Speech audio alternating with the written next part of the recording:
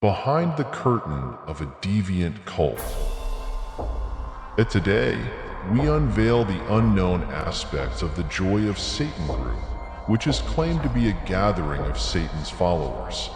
This group is not just an ordinary Satanist organization. It is a world filled with secret rituals, forbidden books, and terrifying ceremonies that push the limits of the human mind. What is Joy of Satan? Joy of Satan, JOS, is a Satanist community founded in 2002 by Andrea Harrington, Maxime Dietrich. The group identifies itself as part of the spiritual Satanism movement and has developed its own unique interpretation of Satanism. However, the Joy of Satan community has been met with numerous controversial claims and criticisms throughout history. JOS views Satan not as a mythological figure, but as a real entity who provides spiritual knowledge to humanity. The group focuses on ancient pagan beliefs, astrology, meditation, and energy practices.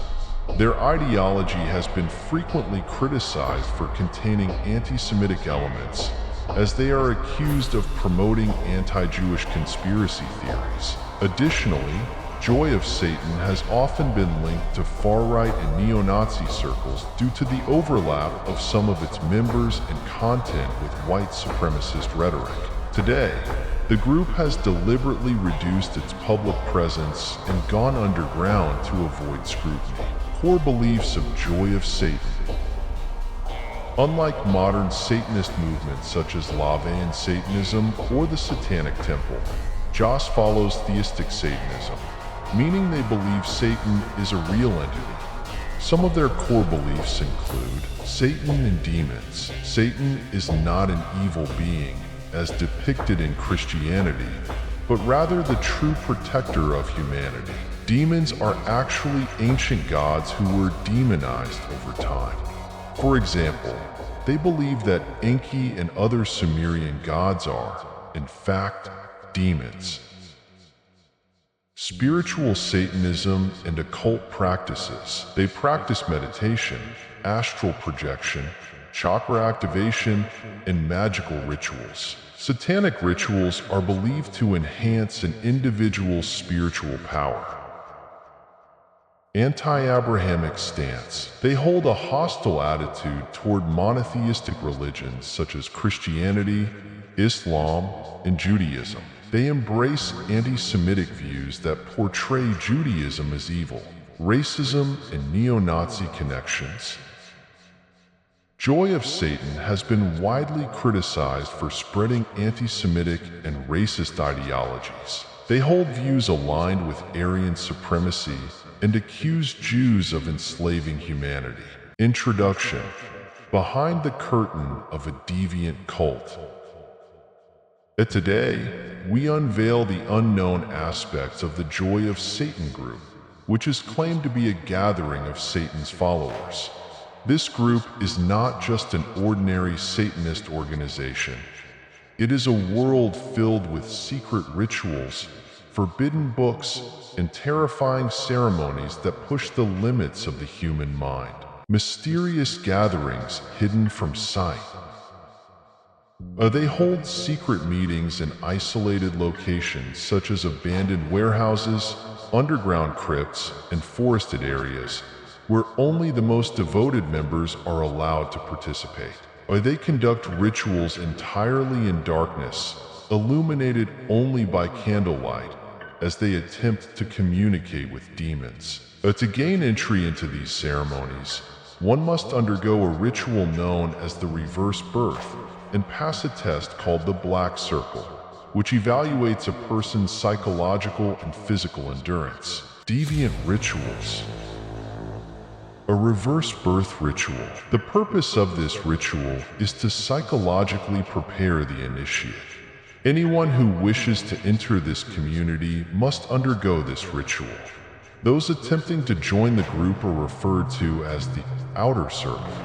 This rank is divided into two categories: born from the ashes and dedicated to the shadow. Beginners are called born from the ashes.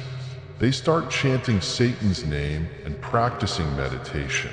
Once they feel ready, they must memorize the ancient symbols known as the Eyes of Satan and inscribe the name of the demon assigned to them onto a stone using their own blood to become dedicated to the shadow. After this stage, to enter the inner circle, the initiate must participate in the reverse birth ritual on the designated night under the guidance of the highest-ranking member of the inner circle, known as the Master of Darkness. The inner circle consists of 3 ranks: Students of Darkness, Summoner, and Master of Darkness. During the ritual, performed as a student of darkness, the initiate must renounce their birth date, reject their family, and acknowledge Satan as their true father. They then cut their left palm with the summoner's blade, letting a few drops of blood fall into a chalice filled with goat's milk. The summoner drinks this mixture, symbolizing that they have become the initiate's master. From that moment on, the master is responsible for all of the initiate's actions until they themselves become a summoner. Moonblood Ritual. This ritual is performed to become a summoner. The initiate, accompanied by the Master of Darkness, participates in the ritual with their eyes closed. It is conducted during the full moon. The Master of Darkness writes the name of the Student of Darkness on a piece of parchment with charcoal dust and saffron powder, and on the other side, the name of the demon who will accept them is written. The parchment is thrown into the fire. The blindfolded Student of Darkness is asked which demon is speaking to them. It is said that at this point, the demon's name is whispered to the initiate. If they do not know, the Master of Darkness strikes them with a whip on their back until they correctly identify the demon's name written on the parchment. The Student of Darkness must remain patient during this part, as the demon might deliberately whisper the wrong name as part of the test. If they fail to give the correct answer after 33 strikes, it is understood that they are not yet ready. If the Student of Darkness gives up during this test, they cannot participate in the ritual again for 6 months. If the initiate passes the test, certain sections of the Necronomicon are read to them through regular rituals, and they officially become a summoner. With these teachings, they are able to enter forbidden places during astral travel and speak with demons behind the veil. However, summoners cannot see the demons.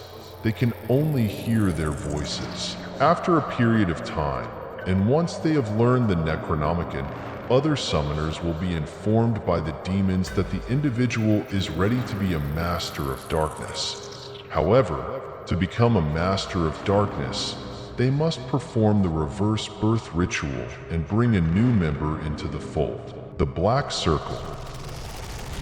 This is an extremely difficult trial, performed to become one of Satan's chosen and to open the gates of the afterlife.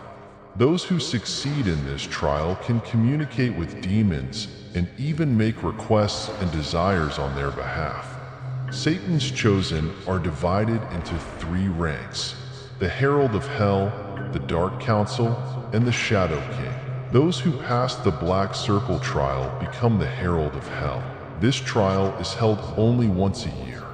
The day, hour, and location of the trial are unknown, and even the participants are not predetermined. The Shadow King selects those who will participate. Sometimes, 2 individuals are chosen to enter the trial simultaneously, and they are referred to as twin brothers, but they are both responsible for one another. If an individual does not feel ready, they may opt out of the trial. However, failing this trial could result in death. The reason for this is that during the trial, the participant may witness the Shadow King and uncover certain secrets. If the participant fails, they are sacrificed for Satan, and it is said that Satan gives them a stronger body and resurrects them.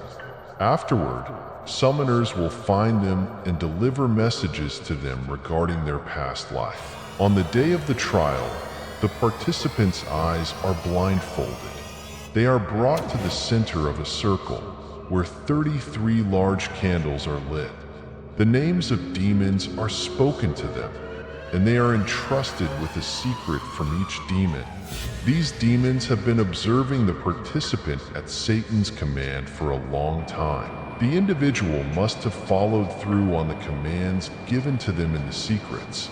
If they have failed to follow one of the commands, it is up to the demon whether or not to reveal the secret. Once the secrets are obtained, a silk cloth is placed over the person, and they are asked to extinguish the candles.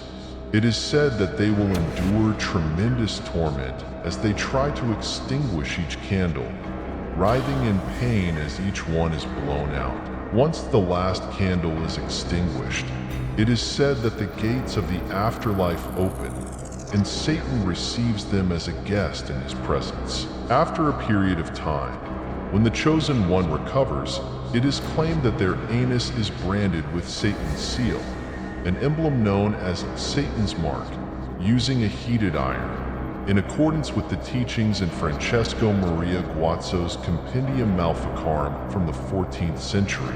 From that moment, the individual, now one of Satan's chosen, is forbidden from engaging in anal intercourse. The members of the Dark Council are limited to 9 individuals, but if one dies, a new member can join. The specifics of this process are unknown. The Shadow King, however, is one single person and is said to have surrendered their body to Satan, meaning Satan resides within them. It is said that they do not experience hunger, thirst, sweat, or odor. They are free from human desires, do not age, and their body remains eternally young. Warnings and dangers. Joy of Satan is not an ordinary group. They are a cult that maintains their existence by utilizing secret powers worldwide. If you step into this world, there is no turning back. The information about the ranks and rituals of this cult is limited to what was revealed by a former member who left the group in 2009. These confessions were made on the deep web. The individual concealed their identity and has not shared anything similar since then. If someone invites you to join such a group, think about the possible consequences. So, do you believe this cult is truly following Satan's orders, or is it simply a deception? Share your thoughts in the comments.